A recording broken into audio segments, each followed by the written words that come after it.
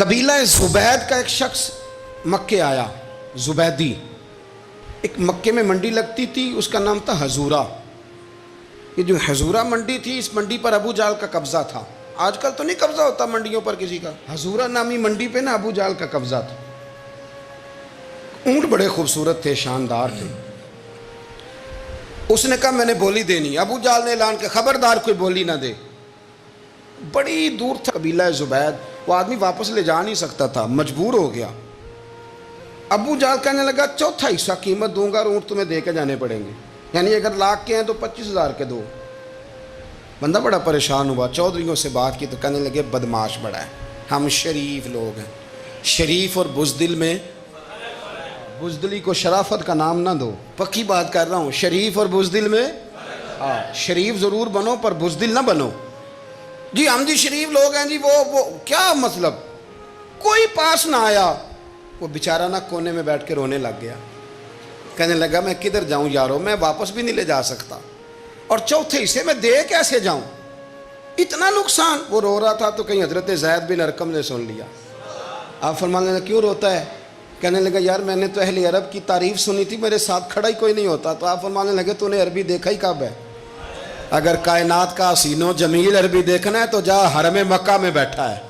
مکھ چند بدر شاشانی ہے تے متھے چمک دی لاٹ نورانی، کالی زلف تے اکھ مستانی، مخمور اکھی ہیں نا مد بریاں سبحان اللہ۔ ما اجمل کا ما احسن کا ما اکمل، کتھے مہر علی تے کتھے تیری ثنا، مشتاق اکھی کتھے جال۔ تو نے دیکھا کب ہے؟ اگر عربی دیکھنا ہے نا تو وہ بیٹھا ہے، جا کے حرم میں ٹیک لگائے، مظلوموں کے والی، غریبوں کے ماوا، رسول رحمت۔ ایک سادی سی چادر اوڑے حضور بیٹھے تھے۔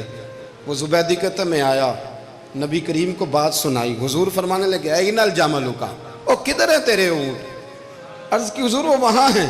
فرمایا چل نا۔ حضور کوئی بولی نہیں لگا رہا، کوئی خرید نہیں رہا۔ ابو جہل گھنٹا پڑا، اس کے ڈر سے سہم گئے۔ حضور فرمانے لگے چل نا، میں بولی لگاتا ہوں۔ اور دیکھو نرخ بازار محبت کا انوکھا ہو گیا، خود خریداروں شامل آ کے مولا ہو گیا۔ نبی کریم نے حضرت سعد بن ابی وقاص کو بلایا، حضرت عمر کو، حضرت ابو بکر کو، مدد کے لیے نہیں۔ حضور فرمانے لگے میری جیب میں پیسے تھوڑے ہیں، ظاہری طور پہ تھوڑے ہیں، ورنہ تو کائنات کے خزانوں کی کنجیاں حضور کے پاس۔ تھوڑے تھوڑے پیسے دو بھی بولی دینی ہے۔ سب سے پیسے لیے میں چلو بولی لگانے چلے۔ حضور آئے، اللہ اکبر، یہ میرے رسول کا طریقہ ہے، آؤ ذرا تھوڑی دیر کے لیے سوچیں۔ ابو جہل بیٹھا ہے بڑی مسند پہ، قربان جاؤں مدینے والے حبیب۔ وہ زبیدی کہتا اس کے کپڑے مہنگے تھے، حضور کے سادے تھے۔ اس نے بڑی پگڑی باندھی تھی، حضور کی سادی تھی۔ کہتے ہیں وہ آنکھیں اٹھا کے بات کرتا، مدینے والے نبی آنکھیں جھکا کے بات کرتے۔ وہ بولتا جاتا، حضور تھوڑے تھوڑے سادے سادے ٹھہر ٹھہر کے جملے بولتے۔ کہتے ہیں نبی کریم علیہ السلام اس کے ساتھ آ کے حضور بیٹھ گئے اور فرماتے ہیں میرے رسول کریم نے اپنا جبہ سیدھا کیا، پگڑی کو حضور نے سیدھا کیا اور فرمایا چل لگا بھائی بولی۔ ایک اس نے لفظ بولے، پھر حضرت ابو بکر نے بولی دی، پھر حضرت عمر نے دی، پھر سعد بن ابی وقاص نے دی، پھر زید بن ارقم نے دی، پھر رسول کریم نے دی۔ وہ کہتا ہے جتنے میں بیچنا چاہتا تھا نبی پاک نے ڈبل میں میرے اونٹ خریدے، ڈبل میں اونٹ خریدے میرے رسول۔ سلام اس پر کہ جس نے دشمنوں کو بھی قبائیں دی، سلام اس پر کہ جس نے گالیاں سن کر دعائیں دی۔ اور میرے اعلیٰ حضرت کہنے لگے جاؤ جا کے اعلان کر دو، غم زدوں کو رضا مجدہ دیجئے کہ ہے بے کسوں کا سہارا ہمارا، بے کسوں کا سہارا، جاؤ غم زدوں کو رضا مجدہ دیجئے کہ ہے بے کسوں کا سہارا۔ رسول کریم صلی اللہ علیہ وسلم نے نا خریدا مال، اور حضور سید عالم وہاں سے نکلے، اور نکلتے وقت حضور فرمانے لگے ابو جہل تیری آج شکایت آئی ہے، آج کے بعد نہ آئے۔ مکہ سارا اس کے ساتھ ہے، حضور کی مخالفت ہو رہی ہے، 40 لوگ ہیں صرف کلمہ پڑھتے، اور دین کا کام دار ارقم میں قید ہو کے کرنا پڑتا ہے۔ لیکن جب ظالم کے خلاف نکلے ہیں تو پھر دار ارقم میں بند ہو کے نہیں، پھر میدان میں نکلے اور فرمایا آج کے بعد تیری شکایت نہ آئے۔ کہنے لگا جی بالکل نہیں آئے گی۔ میں آپ کو موقع نہیں دوں گا. حضور چلے گئے تو پیچھے سارے کافر اس کے گرد اکٹھے ہو گئے, کہنے لگے ہم پہ تو بڑا روب ڈالتا ہے, اب تجھے کیا ہوا, پانی پانی ہو گیا, تو کیا کون سا سانپ سونگ گیا, بولا ہی نہیں. کہنے لگا مجھے لات و منات کی قسم, جب مصطفیٰ کریم میرے پاس آئے تو ان کے ساتھ ایسی ایسی طاقتیں تھیں, نیزے تھے, برچیاں تھیں, بھالے تھے, مجھے لگتا تھا میں نے سی کی تو میرے ٹکڑے ٹکڑے کر دیں. کہنے لگے جا پاگل ہو گیا, ان کے پاس تو چھڑی بھی کوئی نہیں تھی, وہ تو خالی ہاتھ ہیں, بکواس کرتا ہے, کچھ بھی نہیں تھا. کہنے لگا مانو نہ مانو, ان کے پاس بڑا کچھ تھا. اور اگلی بات جو اس نے کی وہ تاریخ میں محفوظ ہے, وہ تاریخ میں محفوظ ہے, وہ تاریخ میں محفوظ ہے, وہ تاریخ کا حصہ ہے. ابو جہل کہنے لگا اٹھتے ہی کہ مجھے لگتا ہے جب تک محمد ابن عبداللہ موجود ہیں یہ ہمیں ظلم نہیں کرنے دیں گے, یہ ہمیں کوئی زیادتی کرنے, تاریخ میں محفوظ ہے جملہ ابو جہل کا. کہنے لگا جب تک یہ موجود ہے ہمیں کوئی زیادتی کرنے. حضرت فرمایا کرتے تھے زندہ نبی کے ماننے والوں زندہ بن کے زندگی گزارو. زندگی زندہ دلی کا نام ہے, مردہ دل کیا خاک جیا کرتے. جو قومیں سر اٹھا کے جیتی ہیں وہ زندہ ہوتی ہیں. اس لیے اپنی زندگی میں حق کے خود اختیاری پیدا کریں, جینا سیکھیں, لڑنا سیکھیں, میدان میں رہنا سیکھیں. سہم سہم کے وقت نہیں گزرے گا, ظلم سہنے سے بھی ظالم کی مدد ہوتی ہے. لہٰذا حق لینا سیکھیں, حق پر کھڑے ہونا سیکھیں, اپنے مزاج میں یہ باتیں پیدا کریں. مجھے خاتون نے پوچھا, میرا بھائی کہتا ہے حصہ لے لے پھر میرے مرے کا منہ نہ دیکھنا. میں کہا پتر تو حصہ لائے نہ منہ ویکھی ہوتا, کوئی ضرورت نہیں, منہ ایسے ظالم کا منہ ویسے بھی نہیں دیکھنا چاہیے جو بہنوں کا حصہ کھا جائے. میں نے کہا تو منہ دیکھنے کی کوئی ضرورت, یہ کوئی بلیک میلنگ ہے. ابا کہتا ہے حصہ لے لو منہ نہ دیکھنا. میں کہا بالکل نہ ویکھی, تو بلکہ آنکھ میں ویکھنا بھی نہیں چاہتی, تو ادھر رکھ, اللہ رسول نے مقرر کیا میرا حصہ. کیا فلسفہ ہے ہمارا, جو بات غلط ہے اس پہ لوگوں کو بلیک میل کرتے ہو. جائز بات پہ ڈٹنا سیکھو. آپ جب ڈٹ جاتے ہیں نا تو پھر اللہ مدد کرتا ہے, پھر اللہ تتنزل علیہم الملائکہ, پھر اللہ فرشتے بھی نازل کرتا ہے. حضور نے فرمایا جو جان کی حفاظت کرتے مر گیا وہ بھی شہید, جو مال کی حفاظت کرتے مر گیا وہ بھی شہید, جو دین کی حفاظت کرتے مر گیا وہ بھی, جو خاندان کی, اپنے گھر کی, اپنے بچوں کی حفاظت کرتے مر گیا وہ بھی. تو اتنا بڑا درجہ حضور نے بیان کر دیا ہے. حضرت معاذ ابن جبل حضور کے بڑے پیارے صحابی ہیں, وہ بھی طاعون کے مرض سے دنیا سے گئے, ان کو طاعون کا وہ مرض ہو گیا تھا.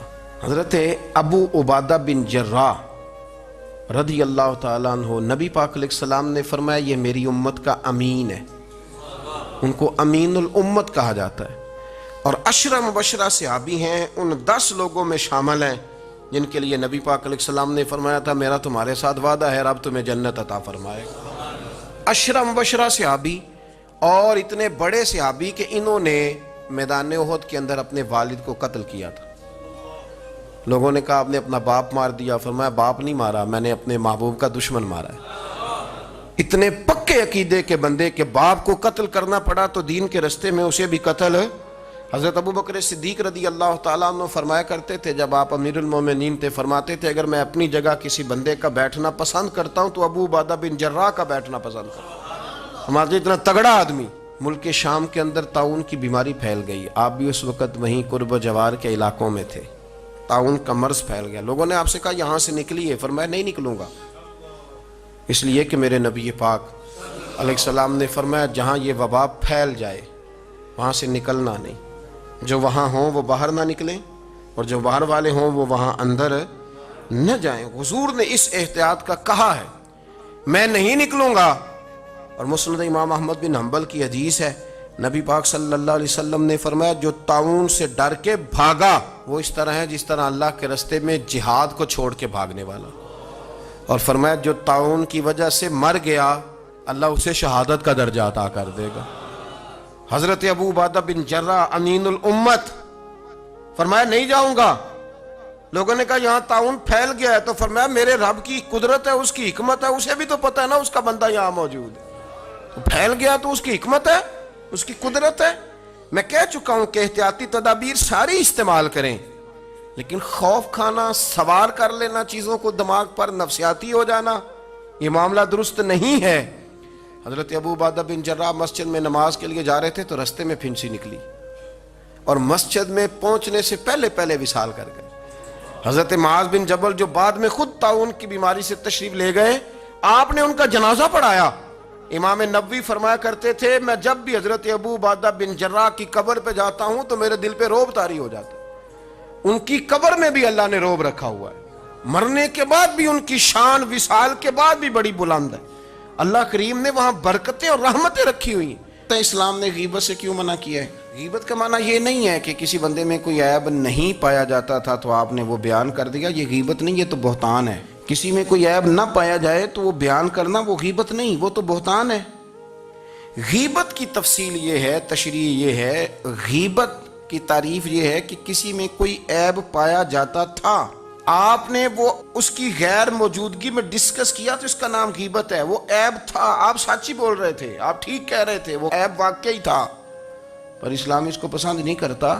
اسلام کہتا ہے کہ اگر تو سمجھتا تھا یہ عیب ہے تو جا کے اس کی تبلیغ کر, اس کو بتا, اس کو کہہ میاں یہ غلطی چھوڑ دے, تو نے ڈسکس کیوں کیا؟ آپ کسی شخص کے پاس بیٹھیں اور کسی دوسرے آدمی کی تعریف کریں, آپ کہیں کہ بڑا اچھا ہے, بڑا بامروت ہے, مہمان نواز ہے, با اخلاق ہے, وعدے کو وفا کرنے والا ہے, دیانتدار ہے, سچ بولتا ہے, آپ تعریفیں کریں. آپ کسی کے سامنے تعریف کریں گے نا تو بندہ کہے گا یار کسی دن ملاقات تو کرا, اور جب وہ ملے گا تو اس کی آنکھوں کے اندر ایک خاص کشش ہوگی, پیار ہوگا, ملنے کو جی چاہے گا, ایک خاص راحت ہوگی. یہ کب ہوگا؟ جب آپ نے کسی کی تعریف کر دی. لیکن اگر آپ کسی کی غیبت کریں گے, کسی کے بارے میں کہیں گے بڑا غلط ہے جی, لوٹ لیتا ہے جی, چور ہے جی, فاسق ہے جی, تو بندہ اگر کبھی مل بھی گیا تو اس سے سلام لینے کو دل. ہم نے پتہ کیا کیا, تیزی سے فروغ پایا ہے ہمارے ہاں نفرت کا ماحول. آپ کھول لیں, کوئی یوٹیوب کھول لیں, کوئی ایسا چینل کھول لیں, بس لڑائی ہے, فلانا فلانے سے لڑ رہا ہے, فلانا. مذہبی لوگوں کی میں منت کرتا ہوں کہ خدا را دین کو اس طرح کا ماحول تو نہ آپ دیں کہ لوگ کہیں کہ ان میں کوئی شے طے ہی نہیں, فلانا فلانے کا جواب دے رہا ہے, فلانا فلانے کا, اور بازاری زبان استعمال کی جا رہی ہے. اور ٹھیک ہے مسلمات جو طے تھے لوگوں نے تو ان کو بھی چھیڑنا شروع کر دیا, اور تضحیق کی جاتی ہے, لفظ اس طرح کے اختیار کیے جاتے ہیں جو ویسے ہی وزادار آدمی بولنا پسند نہیں کرتے. کیا آپ اپنی شکل دکھا رہے ہیں کفر کو کہ یہاں نفرت ہی نفرت ہے, اور وہ باتیں جن کو بالکل چھیڑنا نہیں چاہیے تھا ان پر بھی آپ کلام کرتے ہیں. آپ نے کوئی چیز نہیں چھوڑی, اس پر آپ نے بحث نہ کی ہو, الجھایا نہ ہو, میلہ لگا دیا, اللہ جانے کوئی کیا بول رہا ہے. دعوت دین کون دے گا؟ پیغام حق کون سنائے گا؟ فلانا فلانے کا جواب دے رہا ہے, اور پھر وہ دوسرے کا جواب دے رہا ہے, تیسرا تیسرے پہ تبصرہ کر رہا ہے, چوتھا پانچویں پہ تبصرہ کر رہا ہے. یہ کب تک بات ایسے چلے؟ یہی حال سیاسی لوگوں کا ہے. میرے ملک کا جو نوجوان اب بڑا ہو رہا ہے نا, میں بڑی ذمہ داری سے بتا رہا ہوں, وہ جیسے ہی بڑا ہوتا ہے تو وہ سمجھتا ہے میں ڈاکوؤں کے ملک میں پیدا ہوا ہوں, وہ سمجھتا ہے یہ شاید چوروں کی دھرتی ہے, وہ سمجھتا ہے شاید یہاں سب دھوکے باز ہیں. ہم اس طرح سے نچوڑ کے لوگوں کے دلوں میں نفرت بھری ہے, نچوڑ کے, کہ لوگ سمجھنے لگے ہیں اس ملک میں تو کوئی بندہ دیانتدار ہے ہی نہیں, کوئی بندہ اچھا ہے ہی نہیں, کوئی بندہ نیک ہے ہی نہیں. مذاق اڑ. ایک صاحب میرے پاس آئے ہوئے تھے, کہنے لگے پیر صاحب 11 سال ہو گئے پولیس کی نوکری کرتا ہوں, 1 روپیہ رشوت نہیں لی. وہ چلا گیا, میں نے اسے تھپکی دی تو وہ نکلا ہے, تو ایک بندہ کہنے لگا سب انہیں جو ہوتے نہیں نہ سکتا. میں نے کہا یار تو منشی ہے اللہ کی رحمت کا, یہ میرے رسول اللہ کا دین ہے اور قیامت تک لوگ اس پر عمل کریں گے. اس نے 11 سال کا ہے, وہ 40 سال بھی کہتا تو میں ماننے کو تیار ہوں. کیوں کچھی باتیں کرتے ہیں؟ آپ نے تو تباہی کر دی, کوئی بندہ ٹھیک نہیں بچا. ایسے میلہ لگا ہوا ہے, اس دھرتی کو آپ برا کہتے ہیں, اس کو چوروں کی اور ڈکیت کی اور فراڈ لوگوں کی آپ دھرتی کہتے ہیں. یہ وہ دھرتی ہے جس نے داتا گنج بخش علی حجویری جیسے لوگ رکھے ہوئے ہیں. یہ وہ دھرتی ہے جہاں بابا فرید جیسے لوگ بستے ہیں.